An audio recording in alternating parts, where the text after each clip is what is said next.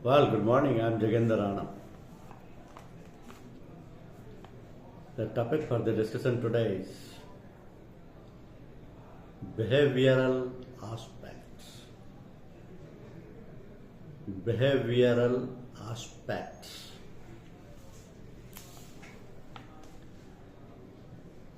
Say, there comes first of all the motivation.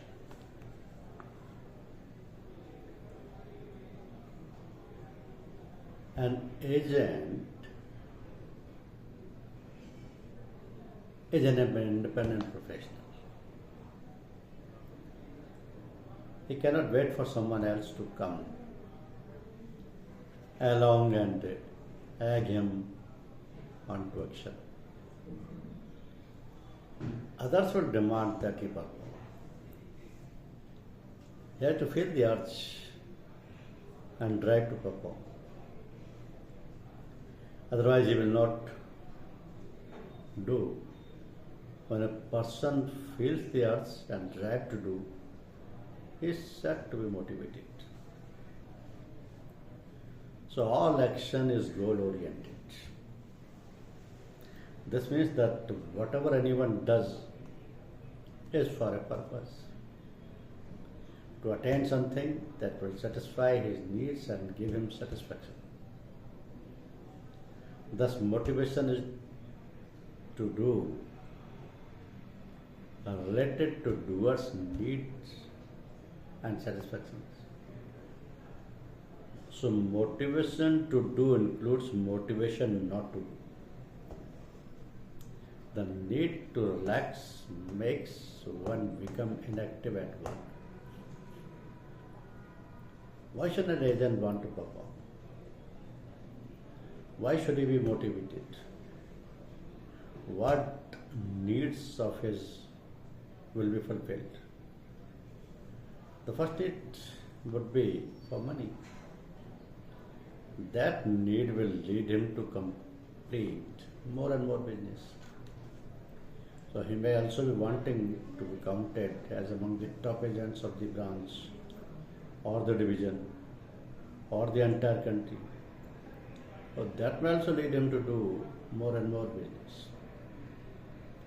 He may want to be known as the most knowledgeable. That will lead him to invest time and money in learning.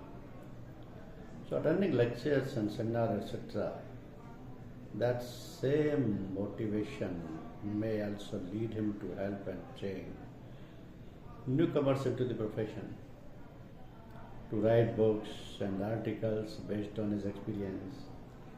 He may want to build a long-term relationship with the customers. That will lead him to find a relationship with the customers. That will lead him to find justifications to call them as frequently as possible. Some agents may want to be known as financial consultants providing total financial services to their clients. This may lead them to link up through network or otherwise with the stockbrokers, security analysts, and tax experts offering mutual funds, new issues, portfolio management, etc. Then comes moral. A customer buys because he trusts the agent and his promises. It implies that the behavior of the agent has to be one that exudes confidence and positive thoughts about the insurance company and its offerings. But this is possible only if the agent feels good about his profession and his business. So if he does not feel good, his disappointment and frustration will be sensed in his voice and manners, and that will harm the process of the sales. So feeling good or not good about one's work is a question of moral or enthusiasm about work. If an agent is convinced that he is in a noble profession that looks after the welfare of the people and their families and industry as nothing else can do, he cannot but feel good about his work. To keep up his morale, he has only to say to himself that His is a job that brings cheers to others at a time when a whole lot of circumstances have conspired to take away that cheer. So an eminently successful life insurance agent had said that his commitment to the job became firm. When one of his policyholders died, young, and he saw that the widow was surrounded by people, erstwhile friends, demanding payments of outstanding bills and mortgages. He was the only one offering to pay her. How can such an experience of joy in the widow's face be anything but uplifting? Apart from the nature of the business of insurance, the agent must also feel confident that he is in a position to render effective service to his policyholders. It is possible that sometimes something may go wrong in the insurance office. The agent is in a position to make sure that the adverse consequences therefrom do not reach the policyholder. Good agents with adequate records can insulate their policyholders from the office so that they experience only the positive aspects. About the service and claim settlement procedures. So customer satisfaction and agents' morale are both high as a consequence. Then comes communication skills. Communication is normally understood to refer to the information that one has to send to another through words or symbols or pictures, and writing or verbally because of its importance in commercial and private life. So the process of communication has been studied and written about extensively. Because the communication happens when meanings are made. When the meaning intended by the sender is the same as the meaning made by the receiver. The perfect and complete communication. If the two meanings are not identical, there is said to be a communication gap or misunderstanding. So meanings are made even when nothing is said. So a friend remaining silent can mean that he is worried about something. To a mother working in the kitchen, prolonged silence can cause an anxiety about the whereabouts of the little child. An agent's main tool at work is his communication skills. He has to explain and to persuade. So any misunderstanding might become evident only much later and be then attributed to the failure of the agent to inform, alleging even deliberate cheating or suppression of material facts. Good effective agents make written presentation about their recommendations for insurance, pointing out both benefits and pitfalls.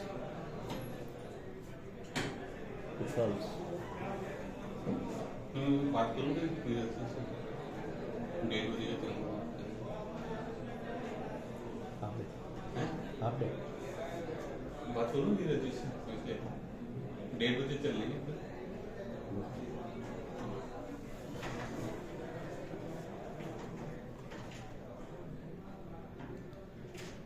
So an agent's main tool at work is its communication skill. To explain and to persuade. Any misunderstanding might become evident only much later and be then attributed to the failure of the agent to perform, alleging even deliberate cheating or suppression of material facts. Good effective agents make written presentation about their recommendations for insurance, pointing out both benefits and pitfalls. So the written matter is explained during the sales interview. A further explanation will take place when the policy is delivered to the policyholder.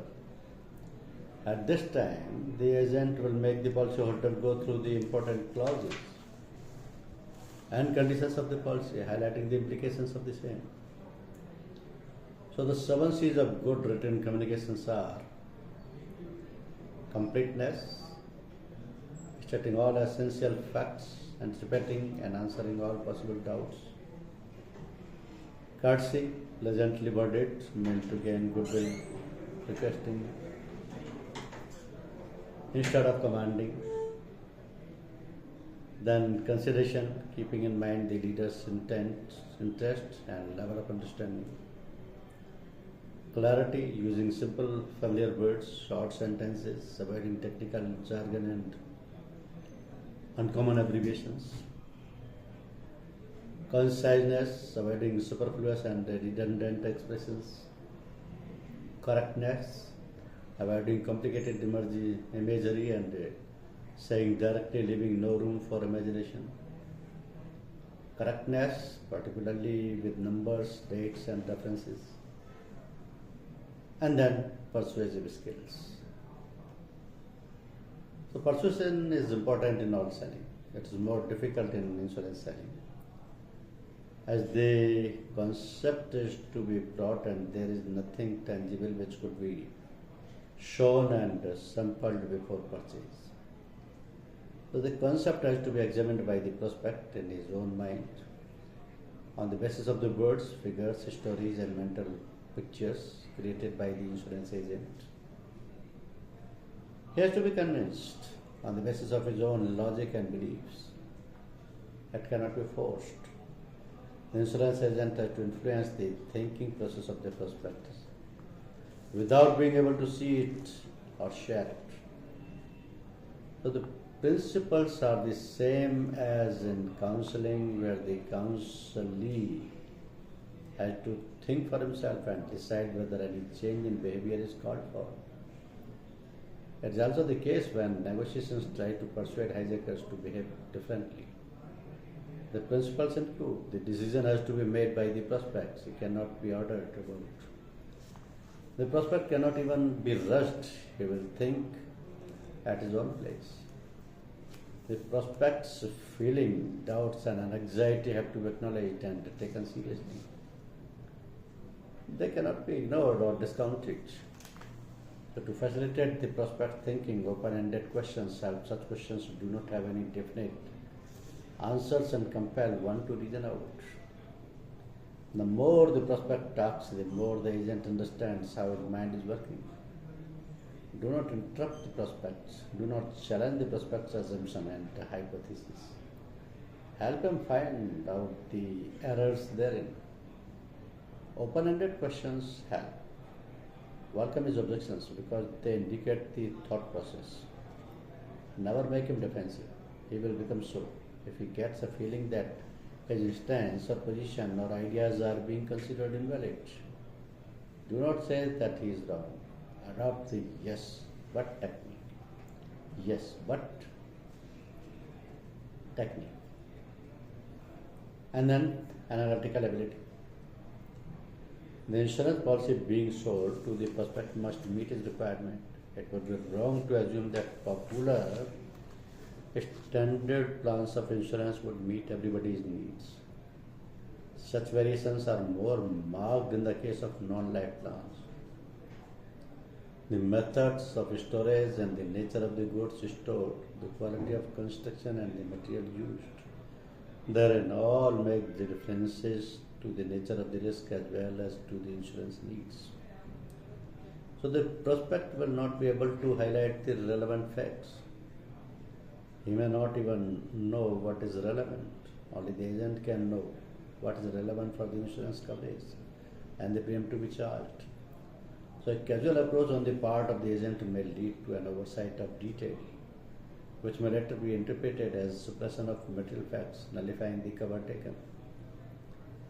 An agent must be able to analyze the various needs of the prospects and find the best plan to meet those needs.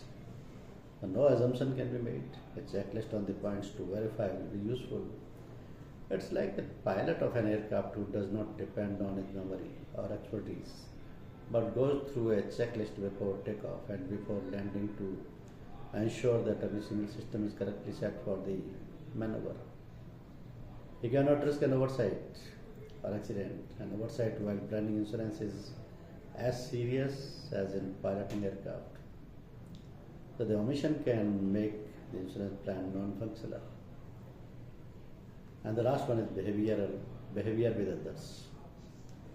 So agents have to depend on the employees of the company to be able to render satisfactory services to their policyholders.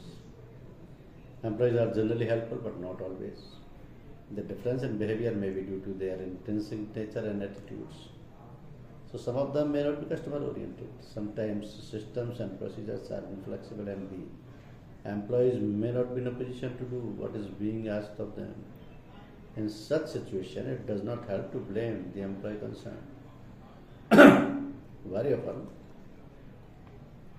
though the unhelpful attitude is caused by the behavior of the agent or the policyholder himself, not understanding the difficulties of the employees and blaming them for being different.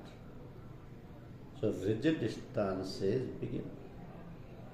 Cooperation becomes difficult. Some agents are known to throw their weight around, as if the employees concerned not only must do what is being asked for, but to do immediately. That is humiliating. So the principles governing influencing and persuasion stated earlier will come in handy to get the support and the cooperation of the employees. If their points of view are understood, some practical solutions may emerge to get over the difficulties noticed. So their behavior with their fellow agent is also very important to avoid misunderstanding and also avoidable interference in their business dealings. Thank you. Thank you.